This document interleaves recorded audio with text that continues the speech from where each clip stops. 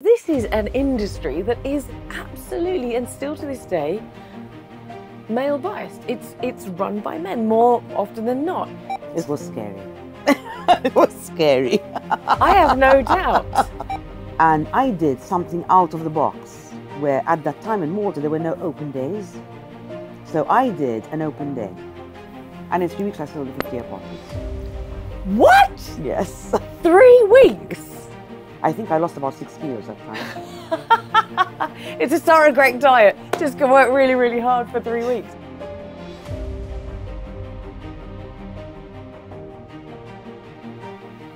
Welcome to the She Word.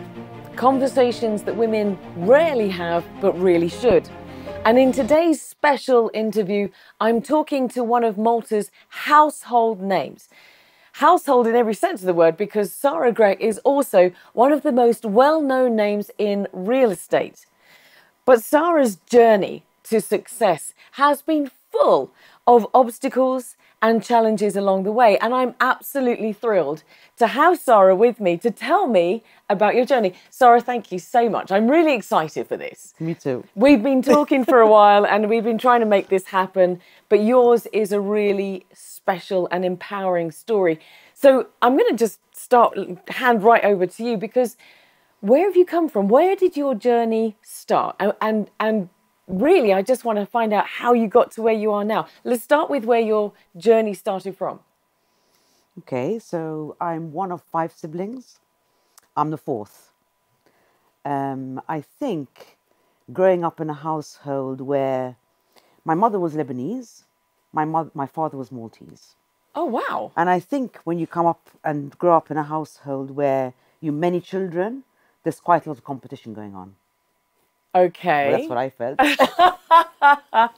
Fair enough. And I think from a very early age, it was always competing about how many sweets I had, how many books I had, and my sisters and my brothers, and the 5 of us were all the same. Okay, just to put that in context, so how many brothers and sisters do you have? So I have 2 brothers. 2 brothers. 2 sisters. 2 sisters. So which was the competition more with, the brothers or the sisters? I would say both. Oh, really? Yes, both. Are you fighting for your sweets? Like, give them to me. Okay. And one thing I always said, and my mother always mentioned over and over, was that I couldn't say my name, so I called myself Lala. I couldn't say Sara. Oh, how sweet! And I'd always go up on the table, not sit on a chair. I'd go on the table. Okay. And say, "These are all for me." This is a power woman from the start. Okay. So I think that's where my journey began. Okay. I think it started from home. My mother was competitive. She was always trying to see what she can do for the children to always be much better than herself. You know, always better, and try and go out there. As a matter of fact, when I was 13 years old, she sent me to boarding school in the UK. Okay. And from there, when I came back that summer, she had a cousin from the States who lived in New Orleans. And we made really good friends with her cousin. And I said, I want to go to New Orleans. I want to go to school there. And my mother was like, I was 13. Okay, wow. And my mother was really shocked because none of us had been outside of Europe. And the cousin, her name is Rita Richardson, and she said, "Oh, I'd love to have Sara. I'd love to have her with us." So I went. Hang on, at 13 years old, one of 5 siblings, you've said, I don't want to be in, and you've already been in the UK, so Yes. you've already got this I kind of... spent a year there already. Okay, so you know how to live abroad from 12 years old. That's incredible. And then you decided that you're going to go a step further and go to the US, which I'm assuming, even from my own personal experience, once you travel in your teens, you start to have that empowerment of freedom and you start to see things differently. Absolutely. And so my mother was like, you know, shall we not? My father was like, definitely not. You know, like, it's too far away. You know, how are we going to see her? And anyway, I ended up going because I just really wanted to go, and my mother obviously gave in. And one thing I can say was the first thing I saw when I actually landed there was how big the cars were. I just couldn't believe it at that young age, how big the cars were and how big the streets were. You know, it was amazing. Anyway, from that day, I swear, I just loved being there. I loved the culture. I loved, you know, going from New Orleans to Mississippi to Texas to. I got my license when I was 15, because there you get your license at a young age with a curfew, so I could drive around. I made my dad buy a car so I could, you know, look around and see what there was. So I was quite sort of like not fearful. Let me put it this way: not fearful And independent. and independent. Yeah. So, But you're not, I mean, so you're not in New Orleans now, and I'm assuming that you came back relatively Early. So Yes. so when did you come back, and how does this story then progress into what we know of Sara Grech now? yes. So I came back because my mum was suffering from, I forget the name, thrombosis. Yes, thrombosis. And my dad was really worried and he wanted us to be here with her. So I came back. I said, right, I was in the University of San Francisco at that time. I was doing hospitality management. And I came back and I said, I'll do just a year here, you know, just come back, stay with the family. And I got into real estate. Whoa, big! I mean, sorry, I'm going to keep stopping you, Sara, because you come back from being at university in San Francisco. Before we go on to how you got into real estate, because that's a whole story in itself, but it must have been a massive cultural change to come back. You spent your teens, and I assume early 20s in the US. You come back to Malta because you want to be near your mum, who sounds like an incredible powerhouse in her own Yes, right. she was. And she's obviously passed on that sort of message to yourself, and we thank all strong mothers for passing on Yes. power to their daughters. But when you landed and you came back to Malta, that must have been a huge It was difficult for cultural me. It was very struggle. difficult because my school friends remained my school friends here, which are still my school friends today. We travel regularly and we organize lunches, you know. So they remain my school friends. But I suffered in a way because I found myself restricted. So I found everything small. You know, after spending so many years there, you couldn't just get into your car and drive 50 miles, you know, for a weekend or whatever. So I found that a bit difficult, but I adapted very quickly. Okay. I adapted very quickly. But you were studying hospitality. Yes, I wanted to get into hotels. I was seeing myself in the hotel business. Okay. You know, not in the real estate business at all. It was not on my radar. Absolutely not. Because one of the questions I was going to ask you is, you know, where was your passion for real estate? You know, did you always have a passion for real estate? Which you've just answered, and you said no, not at all. No. So what happened? How did you then side move into a different industry? Well, being here for a year, what was I going to do? I wasn't going to just do nothing. You know, I want to keep busy. So at that time, my dad had a real estate business. He was one of the first real estate agents in Malta. And I said, can I join, you know, for a short while? And he said, yes, of course. So he made me start from the bottom. So I had to start doing what a team assistant does in the office, you know, inserting the listings, you know, learning the ropes, as in from the... Right from the... Absolutely. Right from the bottom. Oh, respect to him and to you, but, you know, you'd kind of expect family business. You might slot in halfway through, but he taught you the basics. Yes, absolutely.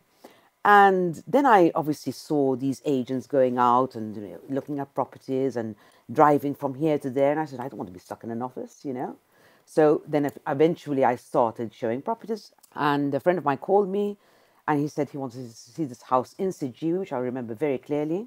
So you found an industry that you really enjoy being in, and you found that you've got a talent for this industry, and you're working for your father, and obviously things are going really well, and you're showing properties at this point. So what happened next? Because obviously you moved in a different direction. So what happened? I saw myself as being really good at what I did. So, and because I enjoyed it. And there was a time then that my dad was retiring, and there had to be a decision of who would take over the company. And obviously at that time, we're talking 1985. Okay. We're talking a long time ago. different situation. Where women stayed at home, had their kids, and the men did the business. Obviously, I didn't see myself staying at home. I saw myself having kids too. I saw myself being home with the kids, but I also saw myself working. So I left and I opened up on my own, because my brothers, as my father, thought that it's best for them to run the business. Yeah. And I wouldn't have it. I was either going to be equal with them or I'm out. You just dropped a huge clanger there, because you said something that's very important. And it's a question that we have as women these days, about feminism. Even feminism has a bad name at times, and these terms can be looked upon very with a very sour face, because you just said, I wanted to be equal. I wanted to be equal, and that wasn't what was the situation at the time. So to put that into context, we're talking about 30 odd years ago, a very different climate, a very different sort of structure of society. It was absolutely exhausting. It's exhausting to be in a world where women mattered less. To be in a workplace where we were not appreciated like a man was appreciated. So I wouldn't have it. What made them so different to me? What was the difference? There was no difference, So I said to myself, I wasn't going to think like that. I wasn't going to let anybody discriminate me or make me feel worth less, So I moved out on my own. But hang on a second, this is in the 80s. This is an industry that is absolutely, and still to this day, male biased. It's run by men more often than not. So you've decided that you're not going to be put off. You've seen that you have potential, but not in the situation that you're in. You go out and start on your own. Good grief, Sara. I mean, this must have been a massive challenge. Not only that, but you also are now out on your own without the comfort of your family. It was scary. It was scary. I have no doubt. But tell me, walk me through that story.